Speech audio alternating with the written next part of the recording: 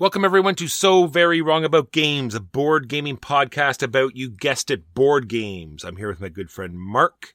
My name is Maikel Walker, and today we are going to talk about the game reviewed exactly 1 year ago, and then some games we played last week, some news and why it totally doesn't matter, and then the topic of the week, which is the one that broke the Kallax's back. We're just going to leave you in suspense as to what on earth that means. That might give you, in that moment of confusion, some notion, some vague idea of what it is like to have to speak regularly to Maikel Walker. Just so. So the AYURIS, the as-yet unnamed retrospective intro segment, the game we reviewed 1 year ago. What did we review last year, Walker? It was Heroscape. Yes! Which was so weird. It's such a high episode count. I know we talked about it in like sort of games we played that week. Yes. But the fact that we didn't do a full review on it so late was so weird. Because there was the noise about various attempts to resurrect Heroscape. And Renegade Games is actually bringing it back legit in all its pre-painted glory, although now it is very much not the big box delight that it was before, the sort of Walmartish bagatelle. Yeah, it's not like we're going to produce millions of these, so it will be $3. Exactly. That and certain economic conditions have changed, and so pre-painted miniatures just aren't really economically feasible at mass scale anymore. And consequently, the master set was very, very expensive, the new one that they're putting out. It hasn't come out yet. I'm curious. So long story short, Heroscape is a skirmishing game that came out in big box stores that was unit-based. You bought all these units. It was like sort of, I wouldn't say it's based on, but if you've ever watched first generation Star Trek, the one time they were teleported down to a planet and they had two factions that were made up of people from history, and this is what sort of like Heroscape is. There's like units, musketeer men and aliens and robots and dinosaurs and orcs, you name it. It's like this hodgepodge of whatever you want. So you purchase these units and then you fight against the other person and you make this intricate puzzle sort of BattleTech landscape that has water and palm trees and snow and lava, you name it. It's a great toy. It came out with two big master sets that you could buy. Like the second one came out far after the first, of course. And then they came out with a plethora of unit packs that you could buy. And it ranged from anywhere, bring in your special Marvel packs, your D&D packs, your packs of everything else. And this is Heroscape. And it's actually a really solid skirmish system. It's not the best, but it is very good, and given that the toy factor is through the roof, I absolutely do not regret the fact that I still have a very, very large tub full of Heroscape stuff. And we don't play it nearly as often as we would like, largely because it's a real pain to set up. Some people enjoy setting it up, but even the people who enjoy setting it up, it's very, very involved. And ultimately, I don't know to what extent I'm going to engage with the new Heroscape stuff. I'm still very curious, but we'll see. There was a midterm set too, and it wasn't terrible. They sort of lent magic the sort of properties that was Heroscape, and they came out with, was it called Planeswalker? And it had a title of something, but pretty well fundamentally used the same base as Heroscape with some deck construction, little bit of magic in there, and it was great as well. It didn't have the variety. It was okay, yeah. It's tough. I mean, if the starter set doesn't catch on, you'll never really know what the system can do, because without the level of customization, you feel like you're losing a lot. And the terrain was just cardboard, with a couple of very minor exceptions, and the units were not pre-painted, and so it was visually discordant, not compatible with the rest of Heroscape stuff, and consequently it never really caught on. But Hasbro put out a number of things that could have potentially been interesting. Like, that was the same era, roughly the same era as their sci-fi battleship game, with these big science fiction cruisers that would go. Unfortunately, the rules were really a letdown, but sadly we cannot choose what games get supported and what games don't get supported. Do you know why Star Trek used to pull out that stuff, Walker? Why there were all those episodes with, like, now we're in ancient Rome, now there are some Nazis, now we're doing gangsters? Oh, probably they had the sets available. They had the sets of the costumes available, whatever was available in the Paramount lot. And so word came down from on high, write an episode where it's all gangsters. And they're like, okay. And then they have to write an episode that's all gangsters. That's how you make sci-fi on the cheap. Yes. And you have access to a whole bunch of sets and lots. Anyway, but that was a good pull. I think that's a good sort of situation to fix.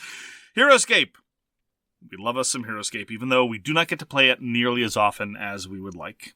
More on that later, I suspect, on our topic. So, now on to the games we played last week. Walker, what did you play last week? Oh, Mark, I played Uprising, Curse of the Last Emperor. This is put out by Nemesis.Games, designed by Cornelius Cremin, Pawel, Meyer, and Dirk Sommer. And it was sort of like a what game. I had two friends that come over that don't come over very often. We play a lot of video games. There's a big sort of surgence in this new Helldivers game. And so I've been talking to them a lot lately and said, hey, we all have this free time. And so I searched my brain. What game do I want to introduce new players? Not new players. They played a lot of board games, but what's, this game I really enjoy that I want to share to them. And Huey and I decided that we're going to show them Uprising. And what Uprising is sort of like a pandemic co-op game where you're choosing one of a plethora of factions and you're building troops on a map and you're defending from chaos trying to swarm into the middle and the Empire trying to return their land back. So it's this units coming from the middle, units coming from the outside, and everyone's army sort of in the middle, trying to help each other out, trying to build units, trying to put out havens, getting items, going on quests, rolling a ridiculous amount of dice. Oh, I remember the dice. These really interesting sort of acrylic standees instead of miniatures. Lovely standees, yeah. I love it. I love everything about it. So, Walker, I believe you made some threat of telling me about the boards for your boards. Boards from the boards. Oh, yeah. So there's so much, now, like I said, tons of factions. And they, even with the second Kickstarter that came out, they had these new player boards that you have now. So you have this nice little setup where you have a place to put all your resources and your player board and stand up your cards. Because heaven forfend, you put the little wood tokens on the table. That would be garbage. Sheer chaos. Gross. And like you said, there was a problem with the dice. So now that they upgraded the Druid system, so now we have tokens for your dice. And what I wanted to wait to comment on was the fact, I think in our very first games, we just had a lot of bad luck. And that happens sometimes. It's true. And if a game, hypothetically, is almost entirely driven by luck, then that might lead a hypothetical game to feel somewhat unsatisfying, arbitrary, and... True. So there's the dice. And then we talked about, in this very recent game, the order in which the tiles are turned over. Because it is very sort of browbeaty, which is in a cooperative game. This is what happens, right? So you send out your leader and he flips over a terrain tile and bad things can happen. If you flip over certain tiles right near the beginning, as opposed to in the mid game, then it's really going to change up how the game plays. You might get very unlucky and get very difficult tiles right off the start, which I think we might have got in our first game or so. Same thing with some of the quests. Some of the quests have immediate effects, and this happened in the game we just played. The first 3 quests that came up were all immediate effects, so we got a lot of bad things off the beginning, but we still pulled it through at the end. Oh, good for you. And the other thing I like about it, we've talked about some games recently as well as the difficulty rating. So this has like a huge scale of making things more difficult, and it's very easy to do. There's just a whole side of cards that I haven't even touched yet that are in bags that you just sort of filter in to make the game harder, which is going to happen now because we have won a lot. Can't have that. No. That is Uprising, Curse of the Last Emperor. Yeah, I still maintain that I'll try it with the Druids once. I do want to like it. The overall structure is sort of, and this isn't a perfect analogy, but it's kind of like a co-op Eclipse in that it is a vaguely 4X-y kind of sort of thing with lots of troops on a map elements. And indeed, when you were talking about flipping up tiles, it's like, oh, well, that was very unlucky. That also reminded me very much of Eclipse, because that, I think, is one of the aspects of Eclipse that we hate the most. Yeah, so like when Mark said, there's a whole new Druid system. And so you deal out these cards, and they come with crystals. And sort of at the end of a round, you sort of see if any of these thresholds have met. Like, are there this many of this thing out or this? So a bunch of thresholds. And if you've hit those thresholds, then it says to add crystals to these cards. And then at any time, you can use these crystals to re-roll all of the dice that you might want, that you've made for a particular roll. The other thing they sort of changed is a lot of the mercenaries and some of the units now have these metallic dice. There's bronze, silver, and gold, and some of the sides have stars on them, and the stars you can make whatever symbol you want. So you can sort of use that to sort of, fix your bad luck. And we'll see. Hopefully it makes it bearable for you. Yeah, I'd be down to try those things. There are a lot of things in Uprising that I like. So that is Uprising: Curse of the Last Emperor. I get to play 2 sessions back-to-back of Vadis. I seldom am interested in playing a game back-to-back, but when it is quick and when it is as good as Vadis, I was more than happy to oblige. This is by Reiner Knizia. This is a Bitewing Games kind of redevelopment of Quo Vadis, which was published in the 20th century, if you would believe that. Still sounds strange saying it that way, but then again, I am what you would call an aging millennial. At any rate, Vadis is a marvelous negotiation game, and it really emphasizes that a good negotiation game has enough grist for negotiation, but not necessarily so much that it's going to get overwhelming if you want to pitch it at this level. What I mean is, not every negotiation game has to be like Sidereal Confluence, because a lot of people who are ill-inclined towards negotiation, if they get dropped in such an environment, their natural response might be to clam up or tense up or somehow cause the game to grind to a halt. It's not a very fragile game, but, some games are better for different people. And Vadis, in this particular play session, a number of people there commented that they are more accustomed to sort of multiplayer solitaire Euros. And I was entirely confident that Vadis would nonetheless work. And it did. One of the tricks that it does, if you'll recall from our review, is that you have a couple of instances of use of a special power, which may not be used for you. And it is little touches like that that I really appreciate in trading negotiation games. Senji did this in spades. Senji is still one of my all-time favorite games. And in Senji, you have all these diplomatic cards that cannot be used on your behalf. And so they are only useful for trading. And stuff like that is great grist and a great impetus and a great nudge for people to engage in some deal making. That having been said, I think I might have escalated things unreasonably, Walker. You'll probably recognize this set of behaviors from me. So we were having a fine, friendly game of Vadis. I'll vote for you if you vote for me. I'll vote for you if you give me some points. It's like, oh, maybe a little more points. Okay, maybe a little more points. Or, oh, I don't think I'll pay more. It's like, okay, well, we'll talk later. About 3/4 of the way through one of the games, I pointed to a juncture and I say, pay me a point or I will take this move to harm you. What? Now, Mark, you bullied someone? No. Okay, bully is a strong... Okay, yeah, this was bullying. Now, look, in my defense, right, I had already gotten to the last chamber. In Vadis, you cannot win unless you progress to the last chamber. I'd already gotten to the last chamber. And so I had nothing left to do. There were no actions for me to take that seemed directly of benefit to me.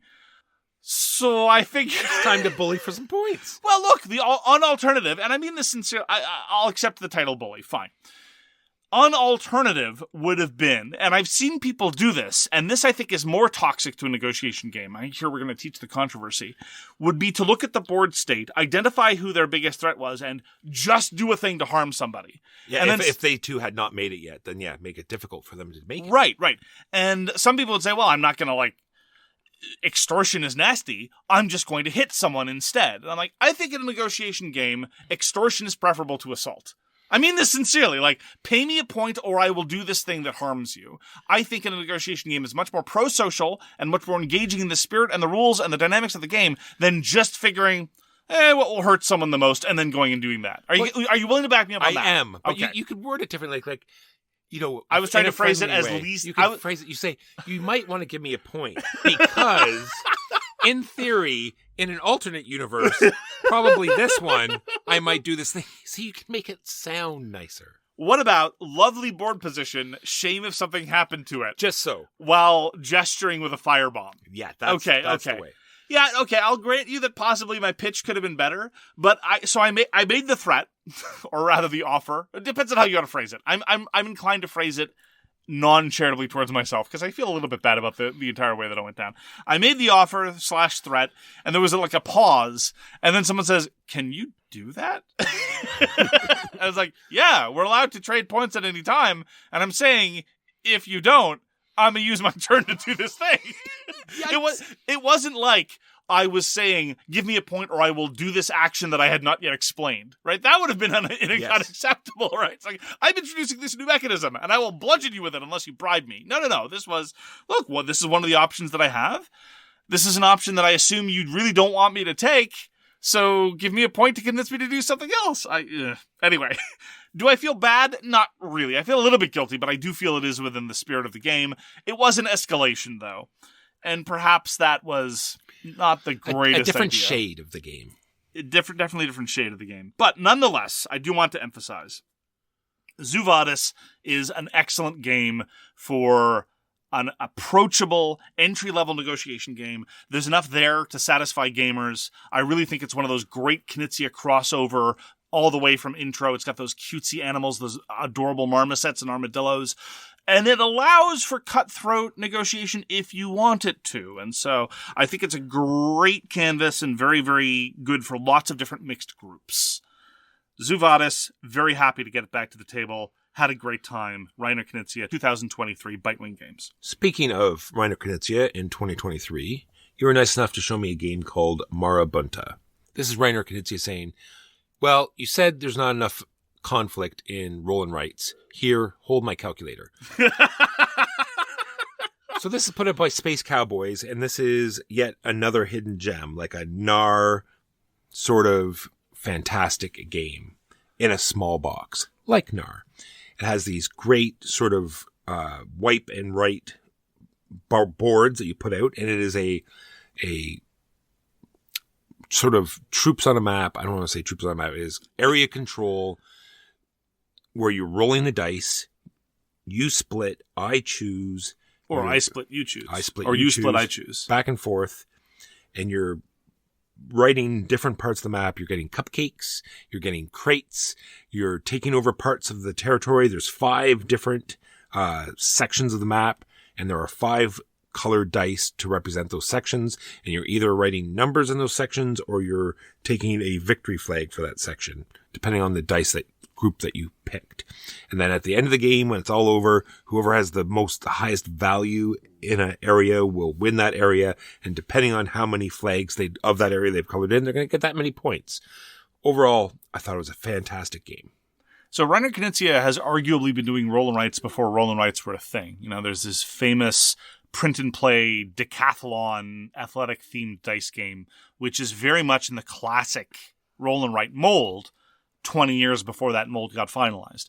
In that you're mostly filling out a spreadsheet trying to get the highest number possible. Fair enough.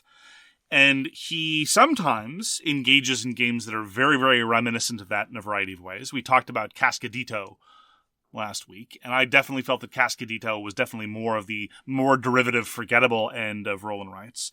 But Reiner Knizia also sometimes does things like the Medici roll and write, which is less a roll and write and more an auction game driven by dice. And then we have Marabunta. I'd been wanting to try Marabunta for a while. It's been recommended to us by a number of our listeners. And it's very much a roll and write for people who don't like roll and rights, as well as the I Split You Choose for people who don't like I Split You Choose. Because in terms of its roll and rightness, it is incredibly confrontational. I think you're right to identify that it has vague vibes of a troops on a map, because the way territory works and the way you expand your presence feels like drawing out battle lines in a lot of ways. You have a number of very limited opportunities to jump territory. If you wanted to retheme that as paratroopers, you could, honestly. And the rest of the time, you're steadily expanding your territory, which in turn influences the I Split You Choose. For example, say you get a very, very good result on the yellow die in the yellow territory, and you look over and you see that your opponent has nothing next to the yellow territory and is not able to expand there reasonably. You might therefore think, okay, I can safely sock this with other things and pocket this as a guaranteed bonus, or at the very least make it so it's useless for them. And that really informs the I Split You Choose, because very often in I Split You Choose games, the splitter doesn't really get any benefits. The structure is the splitter just has the opportunity to make mistakes, and the people who choose get to benefit from those mistakes. I've encountered this in a game called Dragon Valley, which was previously my favorite I Split You Choose game, largely because of the absurd dexterity mini challenges that it came with as a Kickstarter bonus. I felt this was true of New York Slice, or with Cream, the pie version. Pies are not a good confection. I don't think people should be making board games about them. Cookies are far preferable. But anyway, in Marabunta, it felt like both players had an advantage. And so it was really interesting as a consequence. The player order also mattered, because the salient advantage that the chooser had wasn't even just in choosing the dice, it's that they get to go first with those dice. Marabunta's marvelous. I think it's one of the best 2-player only games we've played this side of David Thompson for quite some time. Parenthetically, it's been about 6 months, David Thompson. I think you're overdue for a brilliant game. This is like we're sending mixed messages, Mark. Yeah. We're like always going slow down, and now you're telling them I think 5 months is a good interval. Okay. When he's doing it all the time and every 3 months, that's too much. Too much. It's funny that you bring him up, because I sort of have to apologize to Reiner Knizia, because I got angry because I asked you, because you didn't tell me who designed it. We were all done. Yes, we finished the game, and I said, "Who designed this?" Because it was that same. Because you said David Tyler. Because it was that same sort of feeling. It's like, oh my god, this is. I am angry at how good this is. Angry how good this is.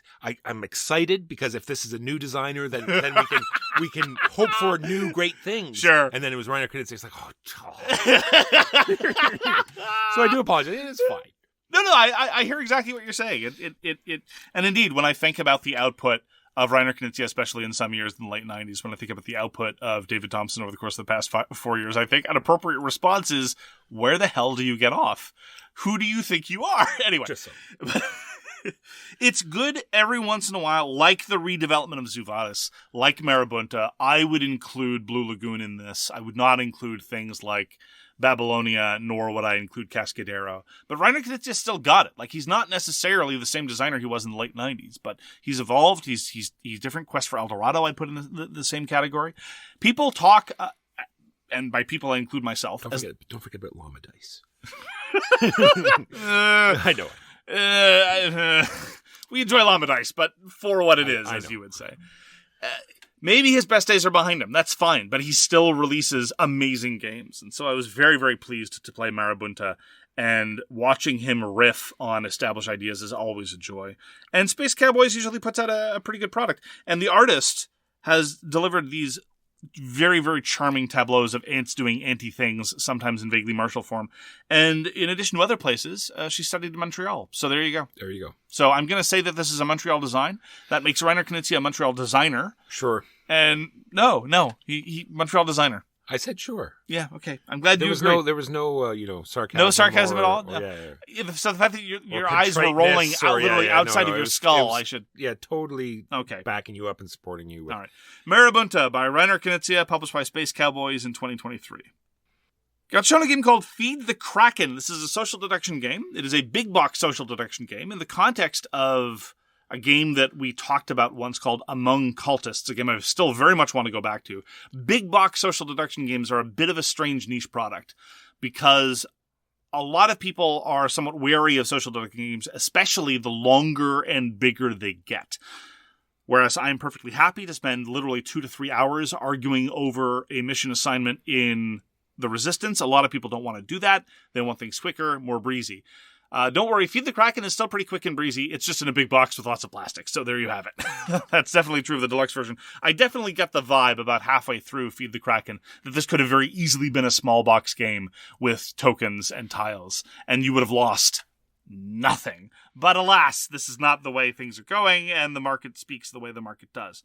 Now, another way in which the market speaks is that the design idiom of social deduction games for the past few years, I think, have been very, very strongly influenced by Secret Hitler, in that they are less interested in producing an evolving social logic puzzle where people have to justify their actions and explain their understanding of the game state, and more interested in having that game state be influenced by the noise of random card draws. So in Secret Hitler, of course, the way that it works is people draw tiles and discard some and then hand them around, and you say, well, why did you do that? It's like, well, it's what I drew. And that's the kind of narrative you get over and over again. Why did you do that thing? I had to. It's what I drew. And Feed the Kraken is very much in that mold. You're trying to direct a ship, and where the ship ends up at the end of the game determine which side wins. On one side of the board is the pirates. On the other side of the board is the sailors, although pirates are also sailors, so what have you. And if it ends up right in the middle, driving through the Kraken's mouth, well, then the cultists win, because that's what the cultists want to do. They want to feed the Kraken. See? It's the title of the game, Walker. Ooh, so clever. Yeah. And you have 2 individuals drawing some cards, ditching one, and then handing another individual a choice of 2 different cards. And so, sure enough, I only played it the once. A lot of, well, that's what I drew came up. And so I felt like there was an information state. There were player tells, absolutely. Looking back, I can reconstruct what happened and why. But playing as one of the good players, as it was very much a question of these terrible things are happening and everyone's just claiming to have drawn terrible cards. And that doesn't give you a whole lot to work with, I find, when compared to other things, even when compared to something like Werewolf, frankly. And in a universe where Werewolf exists, I'm not often willing to say this, but I'm not really sure we need big box social deduction games that don't really add much to the formula. And there were some special abilities that never got used. There was a weird auction mechanism that seemed very, very high risk because it was a blind bid with resources that you don't get any more of. And so people were very cautious to do that. Now, granted, again, in hindsight, I could see why some moves were smarter than others. It was all right. I'd be perfectly happy to play Feed the Kraken. I'd much rather play Feed the Kraken than Secret Hitler for what it's worth. But it also has all of the same baggage as Secret Hitler aside from the historical theming. Namely, player elimination, the random draws, the information noise, weird special abilities, what have you. So it was all right. It was okay. But as somebody who really likes social deduction games, it was not among my favorite. This was designed by Maikel Cheney, Dr. Hans Joachim Ho, and Tobias Immich, published by Funtails after successful crowdfunding. Feed the Kraken. We were lucky enough to get Lagrange Deluxe Master Set back to the table. I guess it's sort of like, 51st State Master Set because it has its own BGG entry, so therefore it must be a completely different game. For the Mastery. For the Mastery. This is put out by Board&Dice and designed by Michael Keller, Andreas Ode, and a whole bunch of other people. Yes, many of whom contributed a bonus card or a bonus tile to the many modules. We have still not tried any of the modules. Oh, we played base game. We are free of the module. But has all sorts of nice wooden tiles that totally add to the game and would be unplayable without. Yes. This is very much deluxification for the sake of deluxification. Yeah, it adds nothing.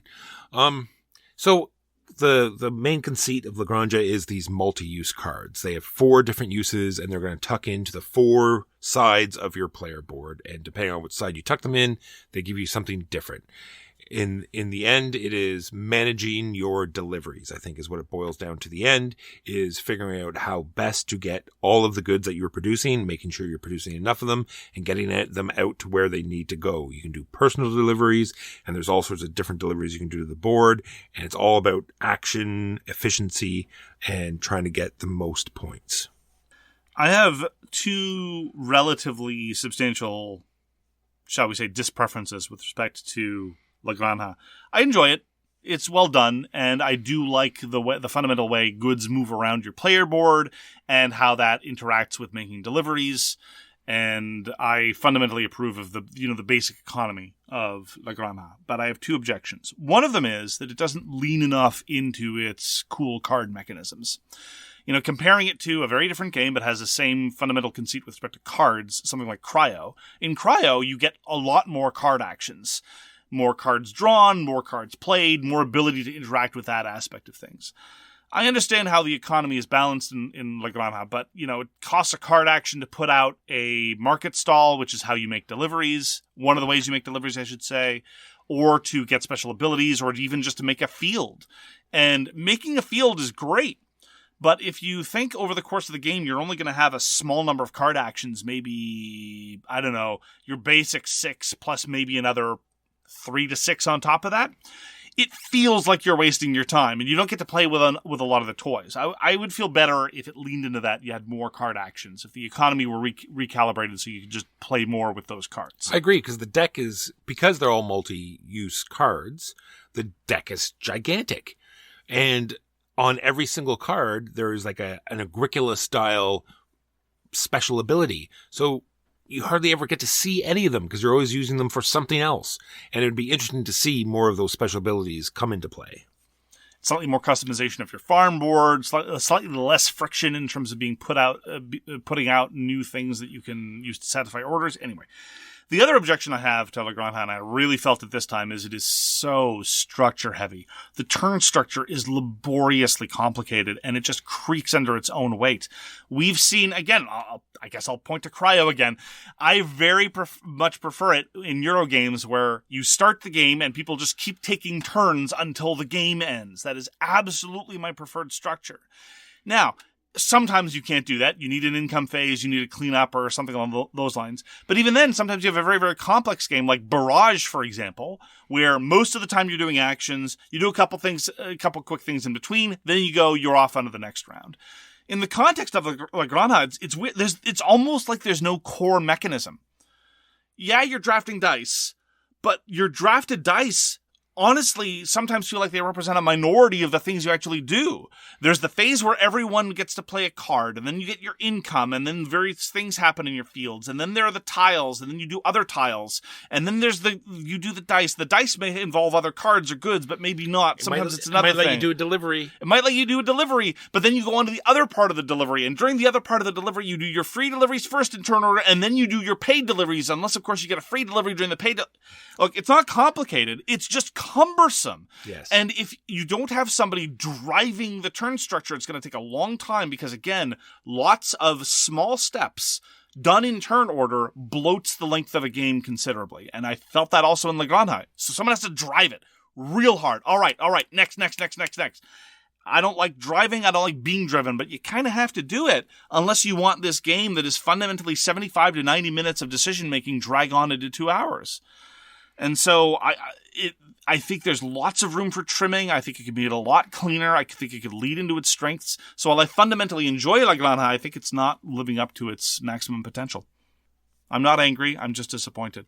Just so.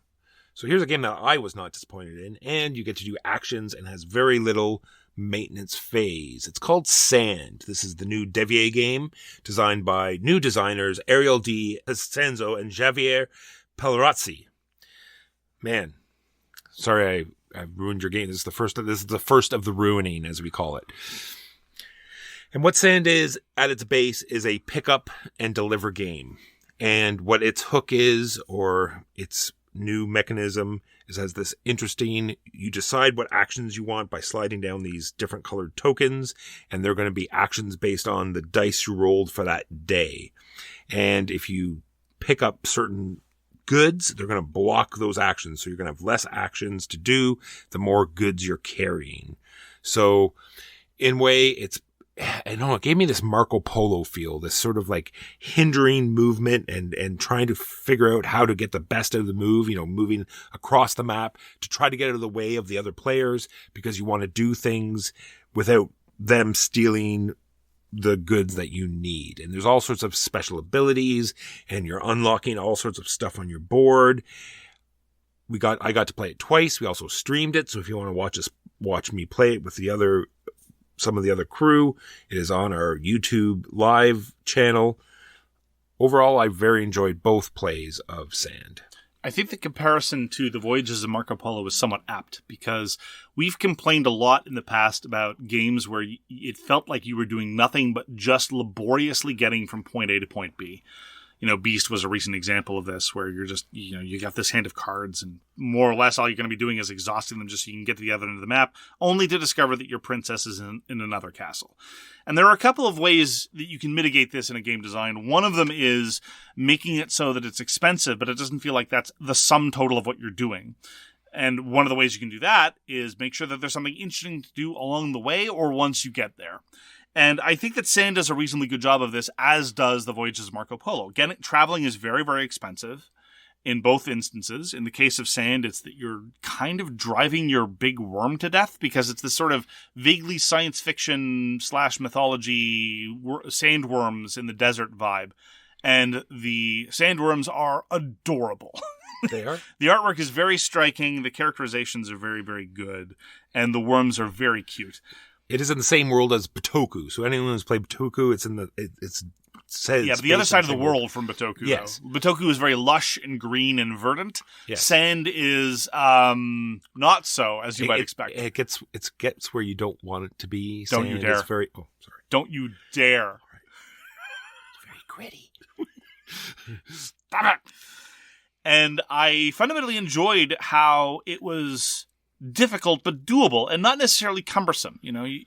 Sometimes you feel like you're spending your entire turn doing something and you're just moving in Sand. There's other things to be done.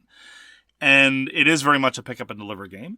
One of the things I found a little counterintuitive, I don't know if I like it or don't, I just found it striking, was that a lot of the time you're not satisfying recipes. A lot of pick up and deliver games, you're trying to satisfy recipes. Very much in vogue in Euro design.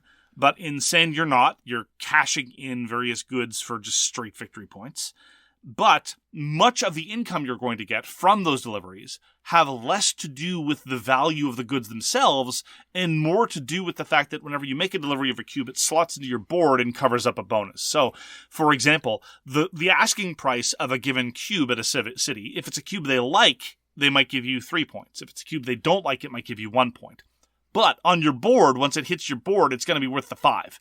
So you're not selling it for 3 versus 1. You're selling it for 8 versus 6. And at that point, selling for 6 seems like a good idea in a lot of instances. Yeah, I think that was the difference between the two plays that I had. It's like when you look at the board, like you said, you go back to other recipe fulfillments. It's like, well, they want those 2 cubes, so I'm going to do everything I can to get those 2 cubes. But in the end, it really doesn't matter, and you really should just be delivering whatever. It's not that it doesn't matter at all. No, but, yeah. But I mean, deliver action efficiency is more important, is getting cubes onto your board, because in the end, you're just going to get more for filling your board faster. Right.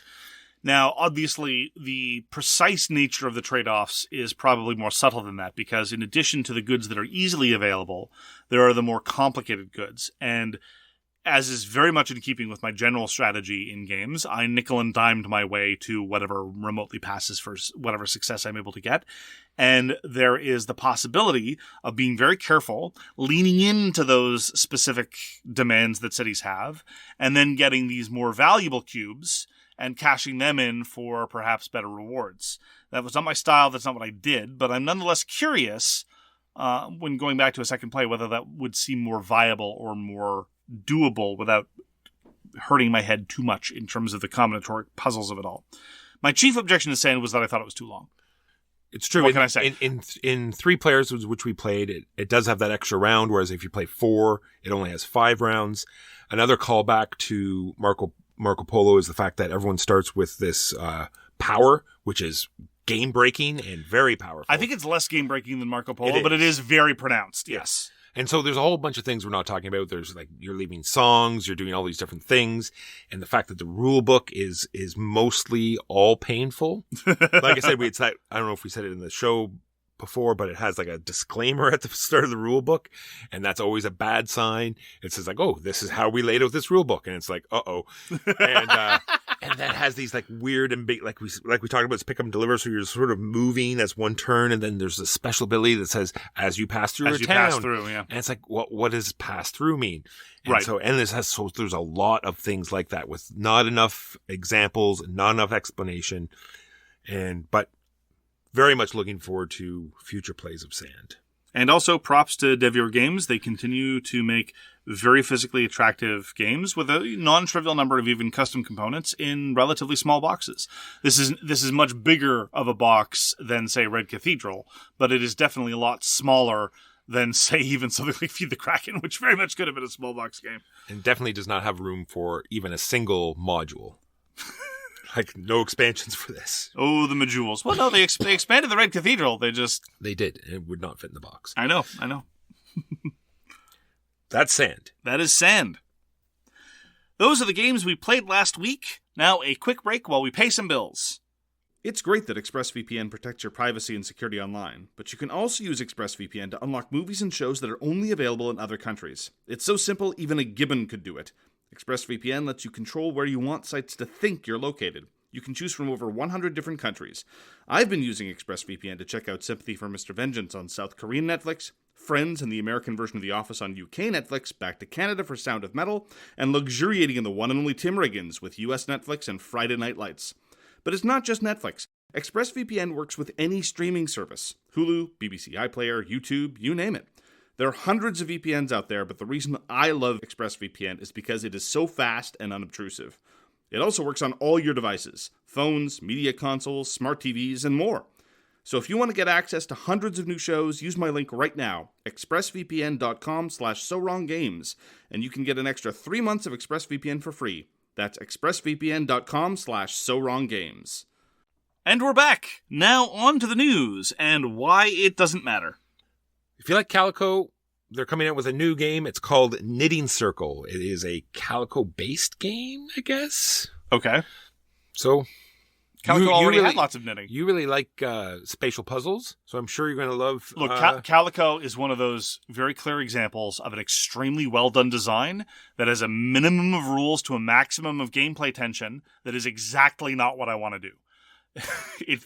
As a reminder, it physically gave me a headache. So I'm not sure if it's going to be a game that they're just using the Calico name because Calico was fairly popular. Right. So it's just like another Azul sort of, it's tough hey, to tell. here's a game that's in the Azul universe. Yep. But anyway, Knitting Circle from the people that gave us Calico.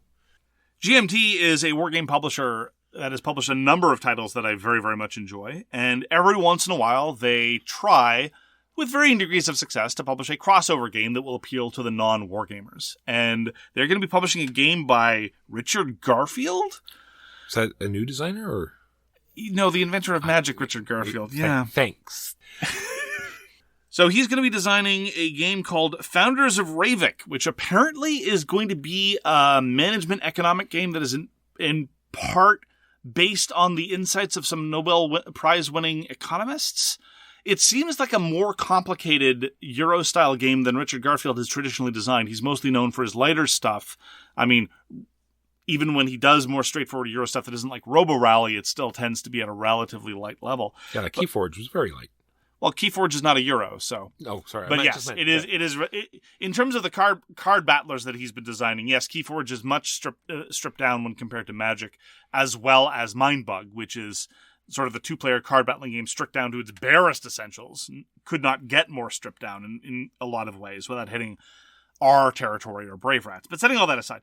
So this is an unusual pairing. This is an unusual design remit from, nonetheless, a very talented and interesting designer. So I'm very curious to see what Richard Garfield and GMT have up their sleeves with Founders of Ravik. Speaking of things that are based on stuff, there's a solo game coming out, Mark, called Winston 1984. Yeah, board gaming has jumped the shark, Walker. I know, right? Yeah. So I thought you'd find this interesting. Do you have this on your list as well? I do. All right, I'll let you go on about it then, because... So, have you read 1984, Walker? I went back in high school. Yep. So back when Stick Rock came out. Yeah. So in this solo game called Winston 1984, the victory condition is you get to go to the Golden Country, which I would like to note in the context of the book was a made-up place that did not exist and that Escape from Big Brother was impossible. Well, probably in the game as well. Maybe, who knows? But... I don't know what this portends. I can only imagine in the future we're going to have more solo games based on great works of literature. One where Ahab and the whale resolve their differences through anger management, and that's the victory condition. I'd play that. A version of No Exit, where the real exit is the friends you make along the way. Sisyphus finishes up his landscaping at long last, or possibly my personal favorite, I have a mouth and don't need to scream. Like, I don't get it. This is so strange and absurd. This is almost what I would do as a parody of a great work of literature. Well, not even a great work of literature, a great work of political satire as solo game. I don't like, now, maybe the game itself Lord of the Flies, a skirmish game. That'd be amazing. No, that would at least be playing into the theme of the game about how everything is terrible and nightmarish. Like a sort of a Meltwater style skirmish game where everything you do makes you feel awful about yourself and the world. That I'd totally be down for, because that would be in keeping with the tone of the game and of the work that it's riffing on. Now, maybe this is a heavily satirical work. Maybe the quote unquote victory isn't really a victory. I don't know. On the face of it, though, this seems desperately weird. Agreed. I knew you'd love it. Love is not the word I'd use. So we played Expeditions. Expeditions was a Stonemaier game that came out, and we didn't hate it. It's going to have a expansion called Gears of Corruption. So more for Expeditions, more cards. And I'm happy for the people that enjoyed Expeditions. And lastly, Radlands is getting an expansion? ? So they've put out a 1.2 sort of rule book because there's been some sort of feedback on how some of the bases, and it's mostly based around the healing properties of stuff. Yes. So they've decided that I just didn't say they're going to scrap. But anyway, this expansion is a whole new deck of bases, which is going to replace the ones that are there. I can get behind that. And so it's going to be available at Gen Con. That was my big complaint against Radlands. It felt grindingly attritional in a lot of ways. And yes. so So they've heard the complaints, and now they're coming back with a probably just remove that whole healing part of it. And so pretty well the new rule is, you cannot heal yourself is the quick fix. You can heal your opponent? No, well, you can heal other cards. Oh, the unit can't heal itself, right. Cards can't heal themselves. Yeah. Right. So that's the base fix. That seems like pretty good. Now we'll have that fix probably just in print now on these new cards. All right. That is the news and why it doesn't matter. Our topic, Walker, why don't you introduce the topic? Well, Mark, I think I just want to reflect on where I am now in this gaming sphere, as it were, and how much I'm enjoying this new, I don't need to play every game that's out there. And how it sort of makes me feel about things that are going on. Because there's so many games out there, and I sort of just reflect, it's like, I wish we could just play games, like individual games more. Because there's so many, not only modules, but, starting way the games start up, the new different setups, different characters you can play, different strategies you can employ, and how you can bring out what the designer was trying to get at with multiple plays. Not that games need the multiple plays to enjoy them, but to sort of see the vision that designers had, but through multiple plays. And it's mostly just about sort of like a pushback against consumerism as well. That there's so many games out there that are just copying what other games already do. That's the title. That's the title. Because you had suggested multiple titles. I did. The one that broke the Kallax is back, or I think we're good, or it's just Monopoly all the way down, or you're not getting a new one until you finish the ones you've got. Yes. Sometimes I make the mistake, listeners, of asking Walker to offer a pithy title. And I am certainly not in a position to criticize somebody with coming up an overly cumbersome name for something. After all, I am the one who named the podcast. But then Walker will typically reply with a title that is longer than the summary of the topic he proposed. So this is what I proposed. I'll read that. How about I just read exactly what I proposed to you? A comprehensive look on why do we need new games, with videos and movies and shows. Once you've watched them, you've seen them, you don't need to watch them again. With video games, once you've played through them, they're done. So many board games can be played in different ways, openings, like I've already talked about, so I won't go over that again. So that's how I envisioned it. And then today when I was thinking about it, I'm wondering if board games are a little bit more like music, because I didn't even mention music there, right? Where a lot of music is being compared to be as just the same, but just like a different riff on different. A trap beat with a heavily distorted. Yeah, exactly. So I'm wondering if maybe board games are more in the music genre, where it's just sort of, you're sort of mixing it up a little bit, and less like those other medias that I've talked about. Okay. Well, first of all, I kind of reject the premise that with which you frame books, movies, and television, because I definitely think that if it's a quality work, it's going to reward repeated. True, but much less so. I'm not sure that's true. I'm not sure that I reject the premise that the very best of movies give you no more on repeat watchings than repeat plays of the very worst of games, right? So on the extreme ends, I think that thesis is flatly false and false apart. For sure. All right. So then the question becomes one of degrees. And so already, the paradigm of games are different from, I think, kind of gets weakened, or possibly even, if I was interested in being tendentious, which I seldom am, falls apart. But anyway, and I've been thinking a lot about consumerism as well, our role in consumerism, both as consumers and as podcasters. These are things that we take seriously and we talk about rather substantially. Here's the thing, though. Let me start off with a bit that is counter to, I think, your noble impulses, but I nonetheless think is acceptable. And I'll start with books. I'll move on to games. There are people with books on their shelves, and we know for a fact, just based on a rudimentary understanding of time, let alone scheduling, that they will never be able to read all their unread books. All right? I don't curate books anymore. The books that I keep are largely the ones that I got in university. So the most influential works on my mindset. I talked about this in a newsletter, actually, where I talked about some of the books that I've been acquiring recently because I actually lost my copy of The Vocation of Man by Fichte. It was a whole thing. I felt very, very deeply wounded. Anyway, but I know lots of people that go to conventions and go to book festivals, and they just love acquiring new books, and they've got an endless series of novels and other books on their shelves that they know that they will never get to read. And what I'm going to say is, I think that's okay. Now, it's not unproblematic. We'll get to that. I mean, yes, there are economic and environmental costs to all these things. Absolutely 100%, and I'm not blind to that.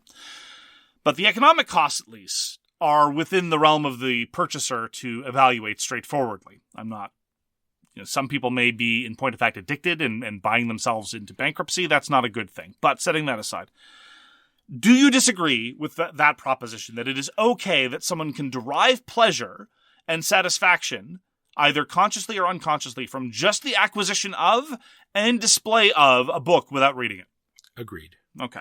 But I do want to put a little caveat on that, because I'm wondering because there was people that did the same thing with VCR tapes and DVDs. Yep, totally.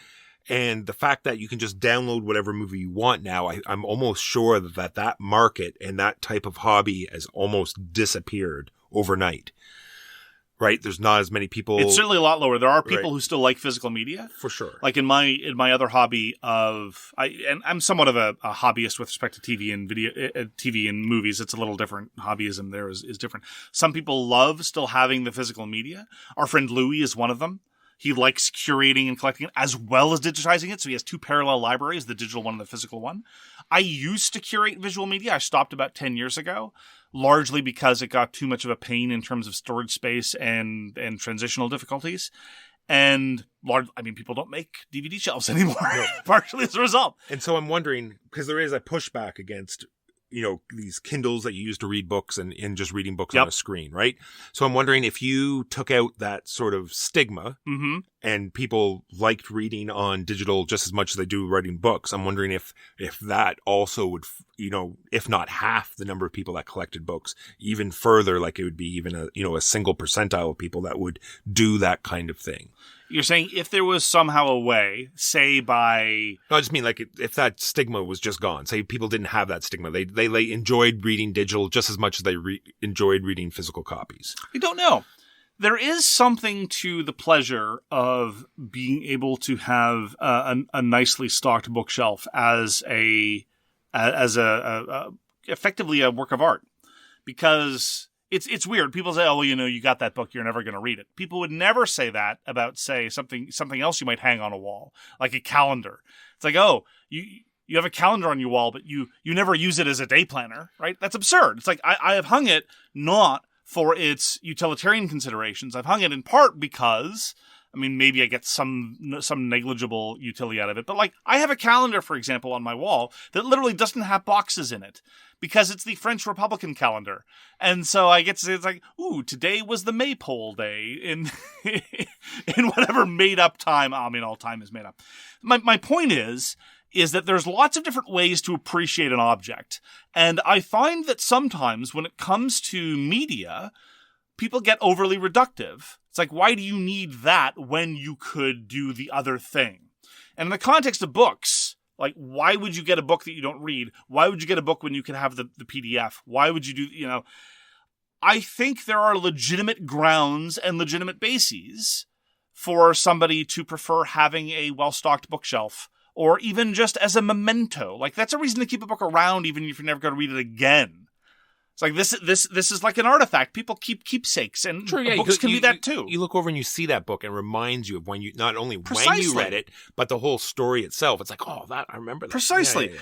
And so transitioning back to board games, much of the germ of those insights can be applied to board games. So, for example, it's more, I will freely grant, and I'll get back to this later, it's more burdensome with board games because they're more expensive and they're bigger. All right, absolutely. Yes.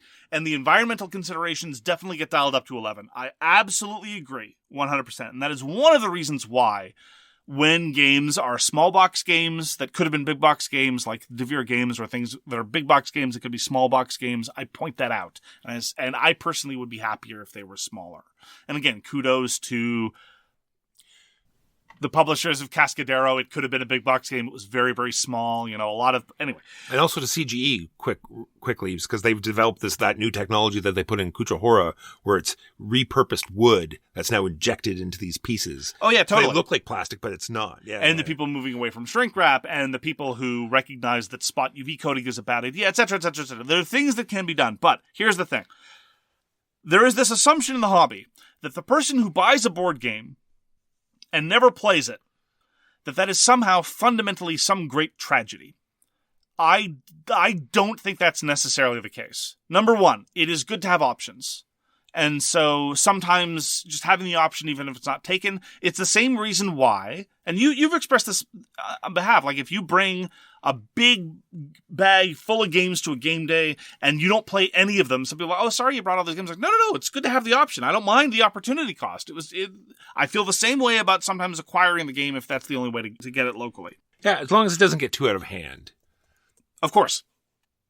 You seem to think that amongst the two of us. I think this is just reflecting on the buildup is starting again, right? I now have piles in random places. I now have no more shelf space.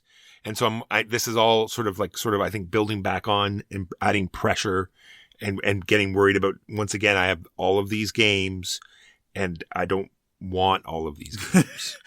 So I think it's worth flagging something that I think has been very much implicit in this conversation, as well as all of our conversations on similar topics. We are not representative of many hobbyists in that we have additional cross-cutting pressures on our acquisition. Before we were podcasters, we engaged in a certain amount of churn. And you could feel good or bad about that level of churn, and I could issue some justifications, hypothetically, for some level of churn. You could feel bad about running out of shelf space and so forth. But now we have additional pressures.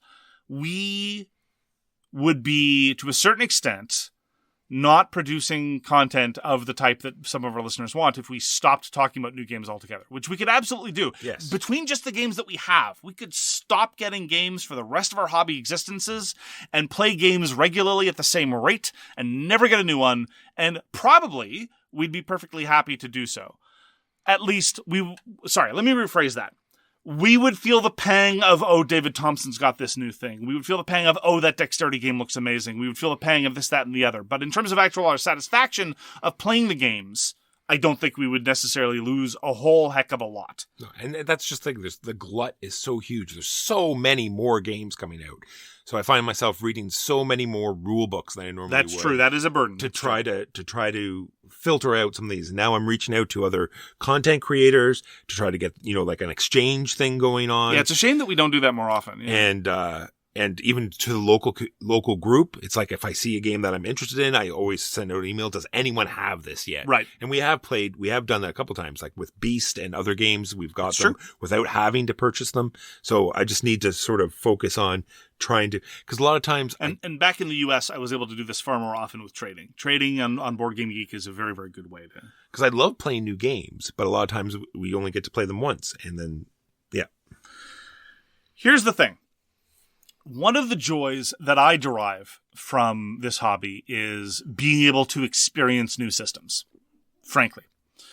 And there are some games where repeat play genuinely shows you new systems. Root is an example that springs to mind, because not just every individual faction, but just the interaction between factions leads to very, very striking new dynamics.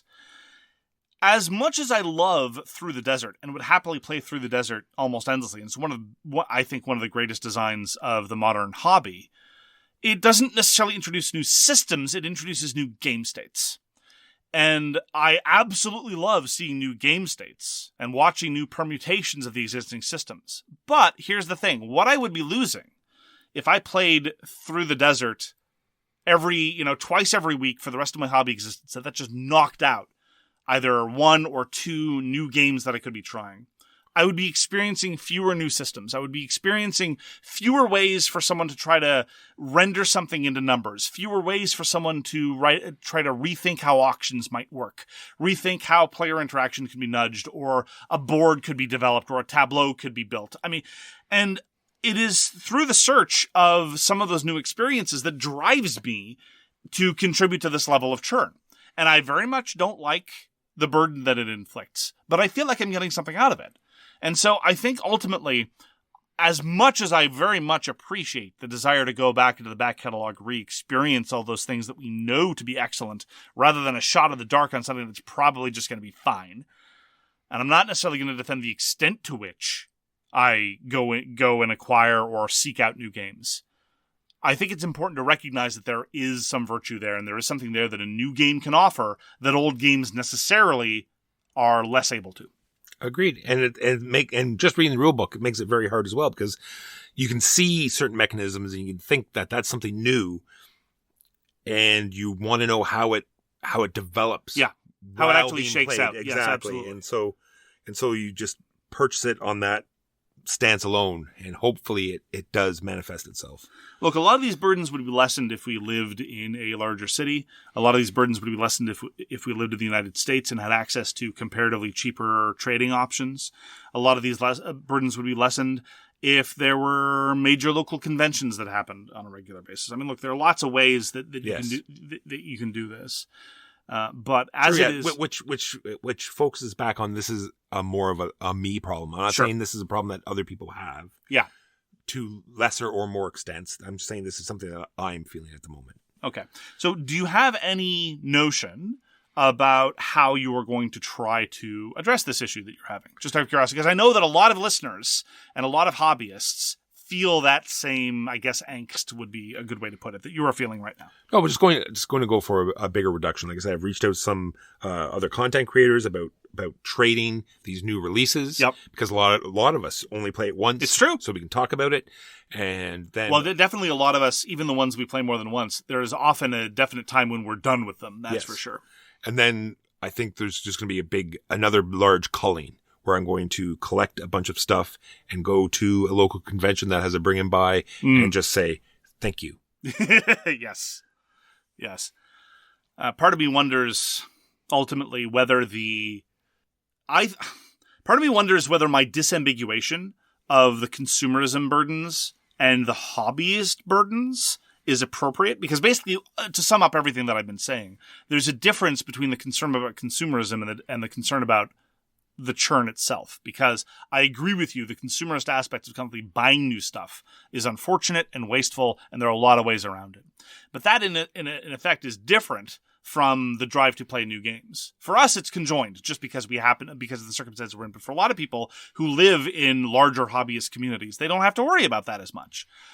And there are lots of hobbyists that buy 0 new games and yet complain about not playing the same game more than once because they're surrounded by other people that are engaged in similar parts of the churn. And I'm very sympathetic to the consumerist concerns. But personally, given my tastes, as much as I would love to play older games more often, and I make the effort, and I'm more successful than I've been in the past to a large extent. But I nonetheless think that there is a legitimate value in trying new games. I agree. And just to bring it back, because it might have sounded a little bit negative, but at the beginning, I did state that I'm enjoying playing games a lot more lately. Good. Because I have not been getting in more new games. There's been like the overflow from last year from Kickstarters that have been coming in, but that will slowly peter out, and just being more selective and not having, packages showing up every day. Now they're just showing up every other day. Whereas on my part, I would just like to emphasize that we do this for the listeners. So ultimately it's your fault. Just saying. Yeah. We bleed for them. We suffer for them. It is the sacrifice we make for our art and for our listenership. Just so. And yet I never complain. So I'm guilt-free. It's not my fault. Well, that's going to do it for this episode of So Very Wrong About Games. Thank you so much for joining us. We appreciate your deciding to support us with your very valuable time, and we appreciate it very sincerely. If you'd like to get in touch with us, you can find all our contact information at sowronggames.com and a whole bunch of other entertaining, diverting, and useful information besides. Hope to see you again soon. Please do take care. Peace! And thank you, Rules Explainer. You've been listening to So Very Wrong About Games, produced by Michael Walker and edited by Mark Bigney. Special thanks goes to What Does It Eat for generously allowing us to use their most excellent song, FOS, as our theme. You can find them at whatdoesiteat.com. You can reach us by email at soverywrongaboutgames@gmail.com or on Twitter at SoWrongGames. Thanks very much, see you next time, and always, try to be right, but remember you are so very wrong.